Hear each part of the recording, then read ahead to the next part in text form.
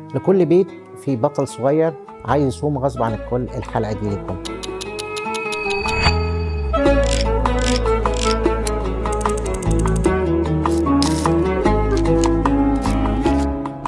اهلا وسهلا بكم في حلقة جديدة من برنامج رمضان مش زي ما انت فاكر. النهارده هنتكلم عن صيام الاطفال في رمضان. كتير من الاهل مش عارفين ولادهم يصوموا في رمضان ولا لا، وكتير من الاطفال مش فاهمين كويس، فخلينا نوضح الموضوع ببساطة.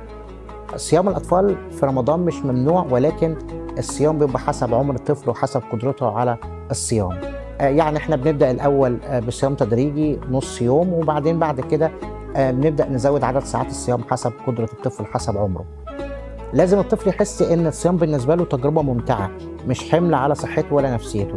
يعني لازم يبقى فيه كلمات تشجيعية كل يوم. الطفل بيزود عدد الصيام، عدد ساعات الصيام، لازم نقول له برافو عليك يا بطل ان انت صمت وان انت اجتهدت.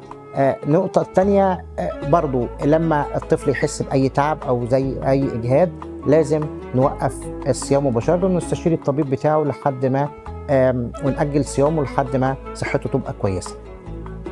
بالنسبة للعب الأطفال في رمضان متاح إن الطفل يلعب ويتحرك، بس أهم حاجة إن هو ما يبذلش مجهود شديد قبل الفطار علشان ما يحسش بإجهاد.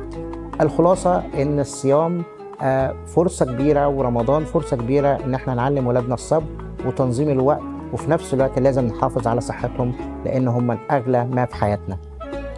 وبكده نكون خلصنا حلقات برنامج رمضان مش زي ما انت فاكر في رمضان. سعدت بكم جدا في وجودي معاكم في رمضان، وكل سنة وانتم طيبين بمناسبة قدوم العيد بعد أيام. انتظروني في برامج جديدة تهم التغذية والصحة والجمال.